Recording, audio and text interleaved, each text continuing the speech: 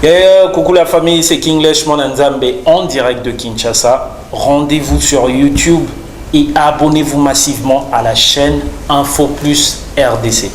Les belles informations, les bonnes informations factuelles, vérifiables et vérifiées. Info Plus RDC, rendez-vous tous sur YouTube. Easy.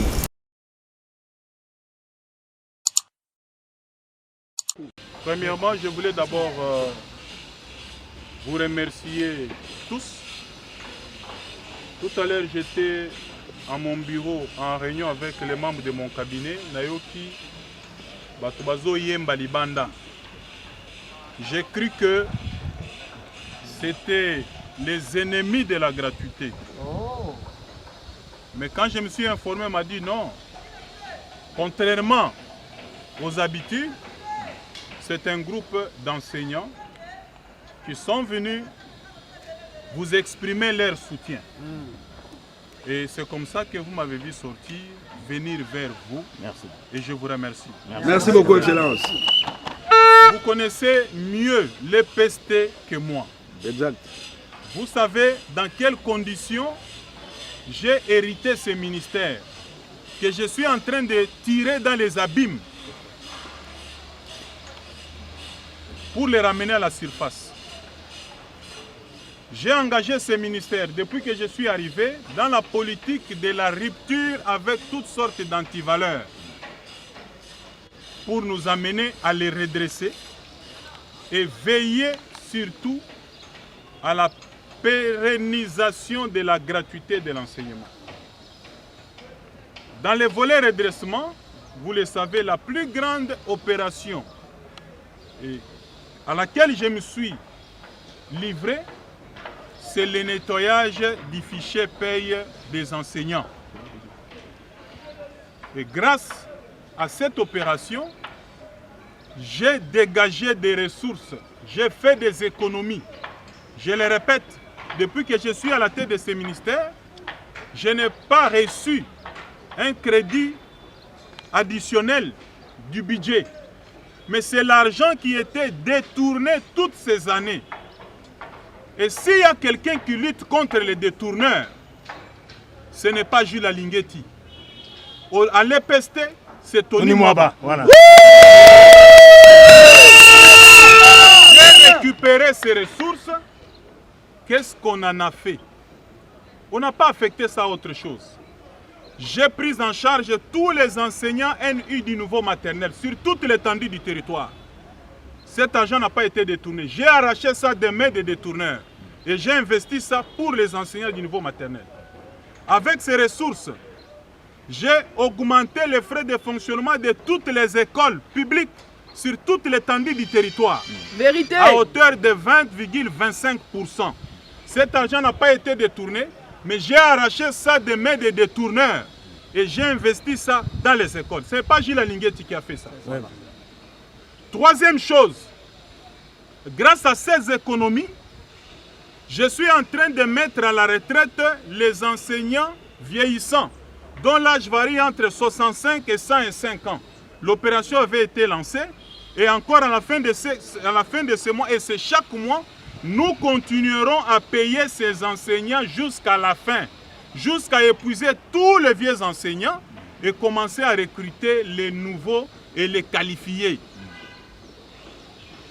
Mais puisque pour la première phase du nettoyage de ces fichiers, j'ai épuisé toutes les ressources à l'interne, j'ai demandé au Conseil des ministres si nous pouvons payer la prime de brousse des enseignants avant d'aller au deuxième palier. Pour corriger d'abord l'injustice, vous savez, dans les accords qu'on a trouvés, les accords de Bibo, il a été convenu de payer aux enseignants des milieux ruraux 50 000 francs. Mais compte tenu des difficultés de trésorerie, dans les 100 jours de mon ministère, je viens d'arracher du gouvernement les paiements de la moitié de la prime de brousse dans un premier temps, en attendant que l'autre moitié soit prise en charge dans le budget 2022. Et cela a été approuvé au Conseil des ministres au dernier trimestre de cette année, c'est-à-dire à partir du mois d'octobre. Tous les enseignants des milieux ruraux verront l'augmentation de leur salaire. Donc je me bats pour les enseignants. pour la moitié de la prime de bourse qui reste et pour le deuxième palier. Tout à l'heure, je viens d'avoir la réunion avec l'administration. On a intégré tout cela dans les prévisions budgétaires de 2022. Bravo, pour que les enseignants totalement la prime de bourse et qu'on paie le deuxième palier. Je viens de faire intégrer ça dans nos prévisions budgétaires et nous allons suivre ça au Parlement pour obtenir, n'est-ce pas, cette enveloppe-là et régler définitivement tous les problèmes des enseignants. Vous allez remarquer, dans moins de 100 jours, on a réglé de gros problèmes. Oui. Dans le cahier de charges des enseignants, sur 8 points, je vous assure qu'à ce jour, j'ai réglé, sur 10 points, j'ai réglé au moins 8 points. Il ne me reste que 2. On attend que ça sera réglé dans le budget 2022. Ok. Maintenant, quelle est la conséquence? Tout le travail que j'ai fait pour traquer tous ceux qui détournaient cet argent ne peut pas me créer des amis. Ça ne peut que créer des ennemis. Et les premiers ennemis sont dans le sous-secteur de l'EPST. Ceux qui bénéficiaient de l'ancien système, qui entretenaient les écoles fictives, les enseignants fictifs et les agents fictifs et détournaient cet argent. Je les ai traqués, j'ai récupéré cet argent, ils ne peuvent pas être contents. Chaque jour, pour la cause des enseignants, je reçois même des menaces de mort à cause de ce que je suis en train de faire. Donc, tout ce monde-là, ce sont les ennemis de la gratuité. Ils ne peuvent pas être contents parce que nous sommes dans le redressement et dans la lutte contre les antivaleurs. Voilà. Et je me suis fait autant d'ennemis à l'interne parce que ce sont eux qui entretenaient les antivaleurs. Et je ne vais pas baisser les bras, je vais aller jusqu'au bout. Voilà. Il y a également quelque chose que je devrais préciser. Vous avez suivi depuis 3 jours sur les réseaux sociaux que le ministre Tony Mwaba a détourné 16 millions de dollars du budget affecté au paiement des primes des intervenants de TENAFEP. C'est très important ça. Mais mes chers frères, quand je suis arrivé à la tête de ce ministère, j'ai eu l'information que les intervenants du TENAFEP édition 2020 n'avaient jamais été payés. Et ces intervenants menaçaient de boycotter l'édition 2021. Je les ai approchés, je les ai conscientisés et ils ont compris. Et j'ai promis d'obtenir pas seulement les paiements de l'édition 2021 avant les épreuves, mais j'ai promis de me battre pour obtenir les paiements de 2020. Et tous ces intervenants ont cru à ma parole et vous avez vu le TENAFEP s'est passé sans aucun incident sur toute l'étendue du territoire. Et les paiements avaient été obtenus 2 jours avant TENAFEP. Là, je me retrouvais encore au Nord Kivu. Mais vous avez suivi le débat qui est actuellement. Gilles Alinghetti me dit que cet argent-là, qui est destiné à la prime des intervenants, doit être payé par banque. Je dois demander à tous ceux qui ont surveillé, qui se retrouvent dans des grandes villes, même dans des territoires. Je crois même à Louisa, si vous êtes à Kinzamvouete, vous êtes je ne sais pas où, vous devez ouvrir un compte bancaire pour recevoir une prime ponctuelle de 30 000 ou 40 000 francs. C'est utopique. J'ai dit non. Parce que je suis responsable de mon ministère, voilà. Je connais des problèmes ici. Voilà. Même pour les paiements des enseignants par la banque, il y a des problèmes sérieux. Il y a des coins où même les frais de fonctionnement, les salaires des enseignants arrivent 2, 3, 4 mois après, en retard. Mais pourquoi on doit enregistrer ce retard alors que la session ordinaire, c'est dans 1 semaine et demie? Je ne vais pas avoir de problème, je ne vais pas qu'on boycotte la session ordinaire. J'ai dit, ça s'est passé toujours comme ça dans les années antérieures. Les intervenants, ils prestent, vous prenez son argent, vous lui donnez en main, il part. Mais vous voulez mettre cet argent en banque. Les frais d'ouverture de compte, même des retraits. Et puis, il y a des coins où il n'y a pas de banque. Comment nous allons faire? Des fois, nous utilisons certains opérateurs pour la paix des enseignants, comme Caritas. Mais Caritas pose aussi beaucoup de problèmes. L'accès est difficile. Pour une petite prime de 30-40 000 francs, on doit mettre ça à la banque. Pourquoi? Et puis, ces épreuves-là, je dois l'avouer, ça touche également au social. Tous ceux qui surveillent là, ils se retrouvent un soir avec 30 000, 40 000, 70 000 francs. Ce n'est pas 500 $ comme on l'a annoncé par les médias de la haine. Premièrement, je voulais d'abord vous remercier tous. Tout à l'heure, j'étais à mon bureau en réunion avec les membres de mon cabinet, Nayoki Batubazo Yemba Libanda. J'ai cru que c'était les ennemis de la gratuité. Oh. Mais quand je me suis informé, on m'a dit non. Contrairement aux habitudes, c'est un groupe d'enseignants qui sont venus vous exprimer leur soutien.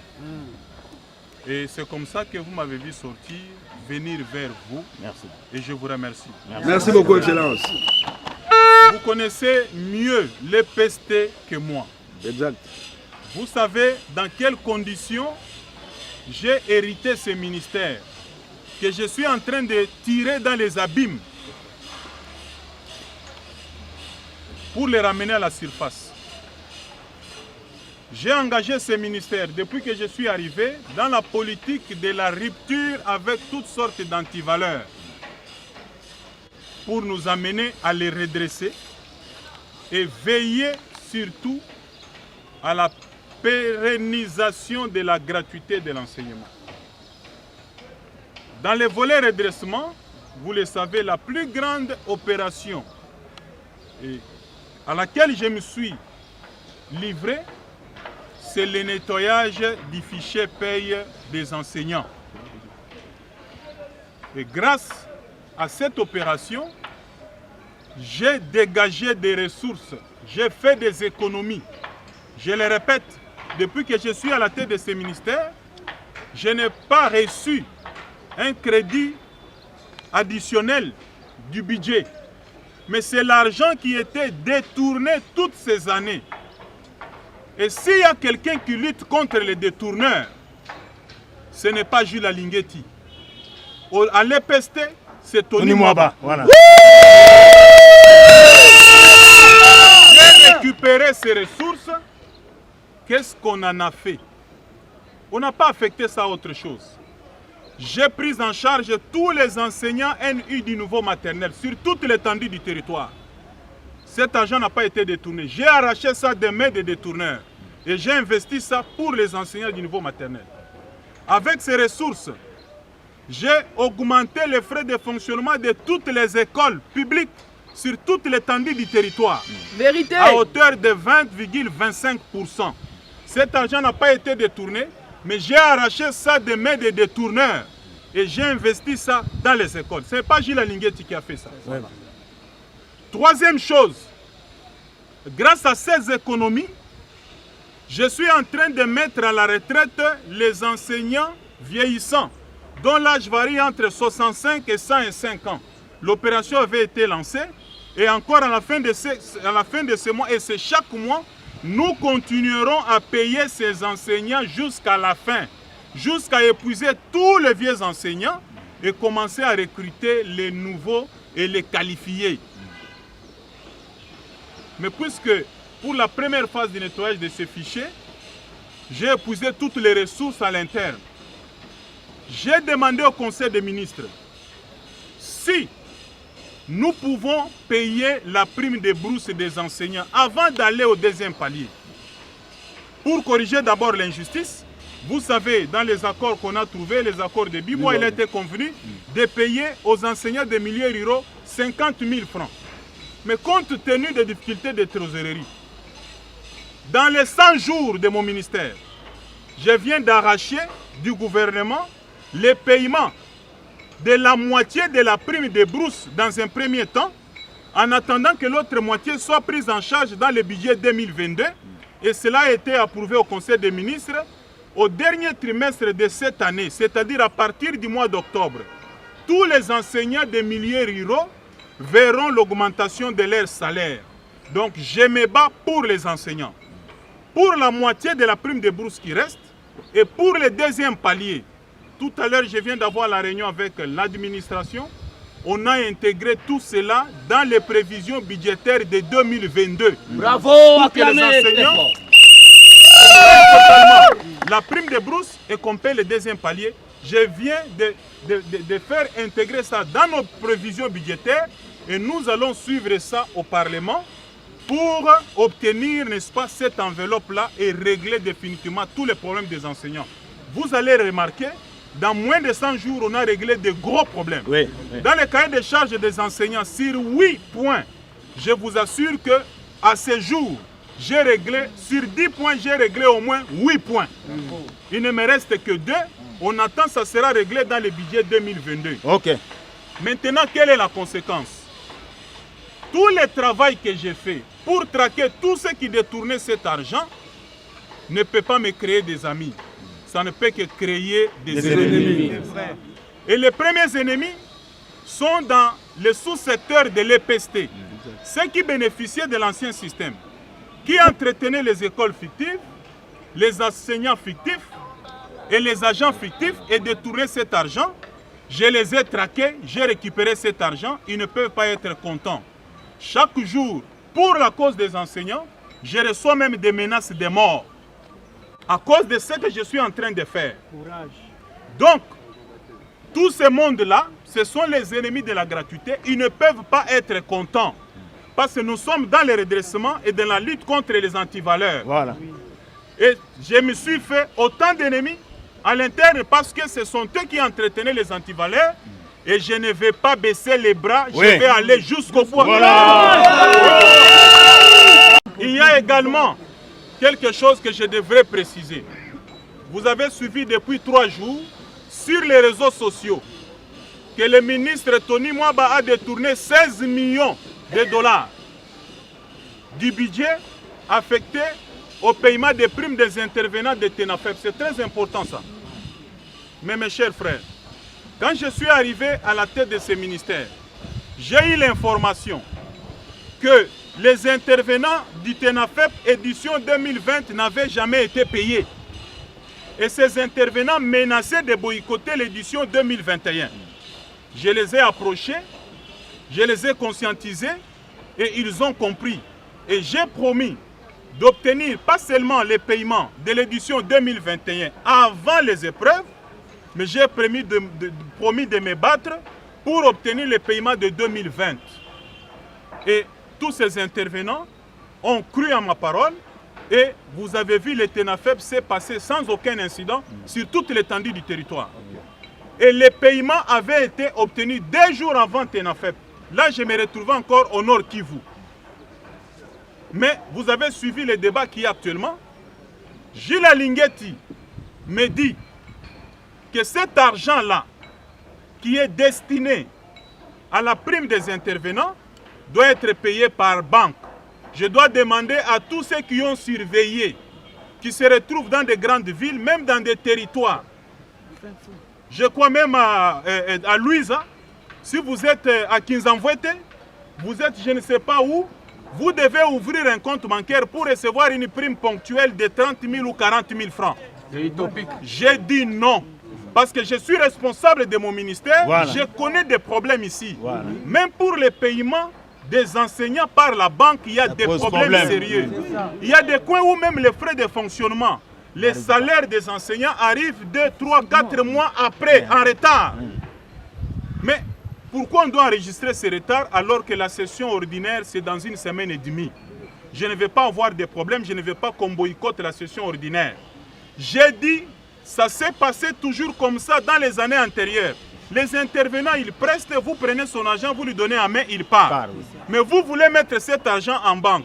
Les frais d'ouverture de compte, même des retraits. Et puis, il y a des coins où il n'y a pas de banque. Comment nous allons faire?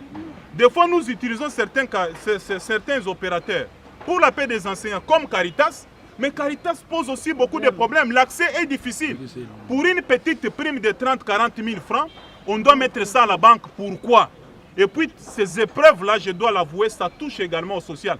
Tous ceux qui surveillent là, ils se retrouvent un soir avec 30 000, 40 000, 70 000 francs. Ce n'est pas 500 $ comme on l'a annoncé par les médias de la haine. Coucou la famille, c'est Kingless Monanzambe en direct de Kinshasa. Rendez-vous sur YouTube et abonnez-vous massivement à la chaîne Info Plus RDC. Les belles informations, les bonnes informations factuelles vérifiable et vérifié. Info Plus RDC, rendez-vous tout sur YouTube. Easy.